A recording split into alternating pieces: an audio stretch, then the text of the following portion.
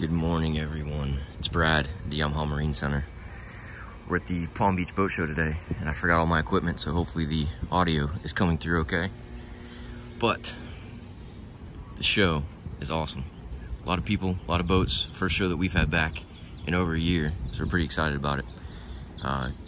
Today, tomorrow, the last 2 days. But I wanted to go over the newest Pursuit boat with you this morning. Is the dual console 236. This is the first one that they made. Pretty cool. Neat little boat. Looks like all the other dual consoles in the line. Good lines on it.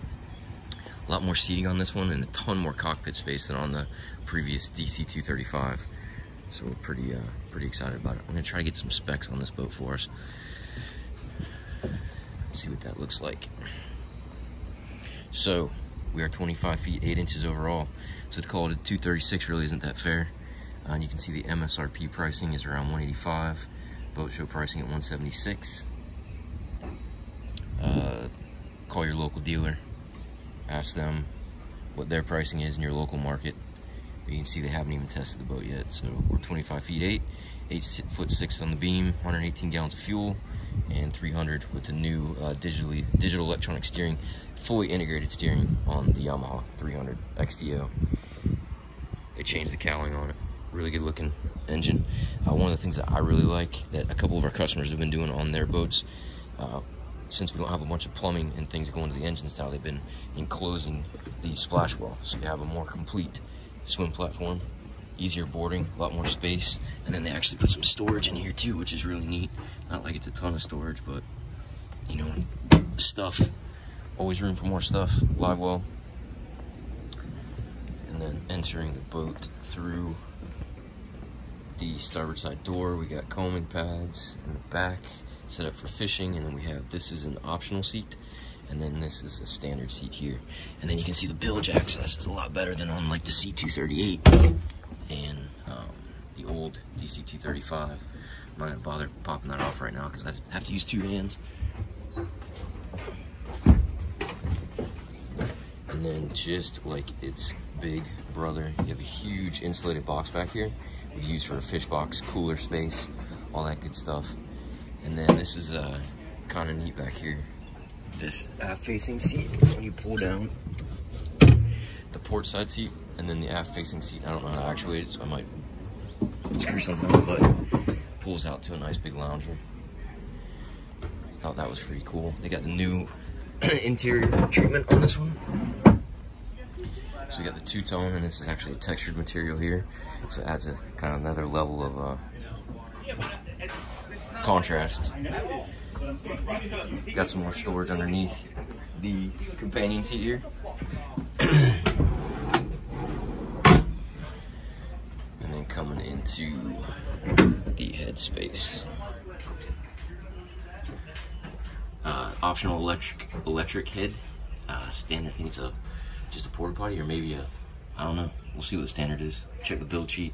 But Corian countertops, nice wood treatment. I think that's their Wenge that they use.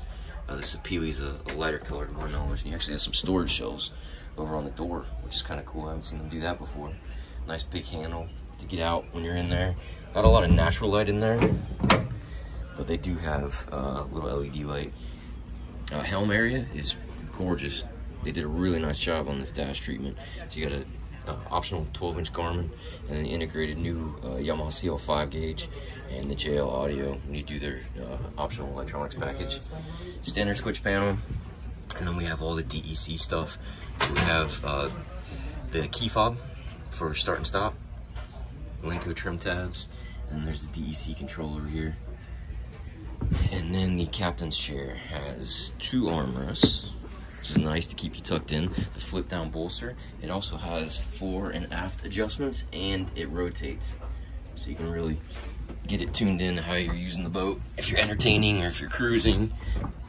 And then we'll see, oh yeah, ton of storage down here. I don't know if you can see it because of that mat, but it goes almost all the way forward. So putting big wakeboard, skis, just about anything you can want to store in there. And of course, like the DC236, which is the only other boat that doesn't have a fully integrated windshield into the hardtop. It is still fiberglass. So this is a structural component, so they don't have to have as much tubing and pipe work everywhere to obstruct your field of vision. So as you're operating the boat, you have a nice clear field of vision. And then the windshield, of course, closes in. Optional canvas to connect the isinglass to the hardtop, so you can fully enclose the boat. And it would come all the way over the sides. I think the only thing I'm not crazy about right now is the total height from the windshield to the hardtop. They did it so taller people can clear it, but it leaves a pretty big gap. The windshield does close all the way, and then you have a door down here to give you phenomenal weather protection, especially when you integrate that canvas. So if the weather does turn bad, you can fully enclose the bridge deck area. Ton more storage in here, more accesses to your electronics, all your wiring, MDP, breakers. And then going forward, this is another impressive area on the boat, that this is almost the same size as the 266 up front. Instead of being a stubby seating area, most tall people should be able to stretch out. And the same type of cushions and seats where they fold all the way up.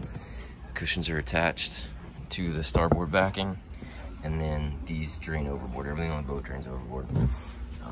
Mid-level lighting on the boat, so you got some nice blue LEDs everywhere. Some 12-volt chargers up front.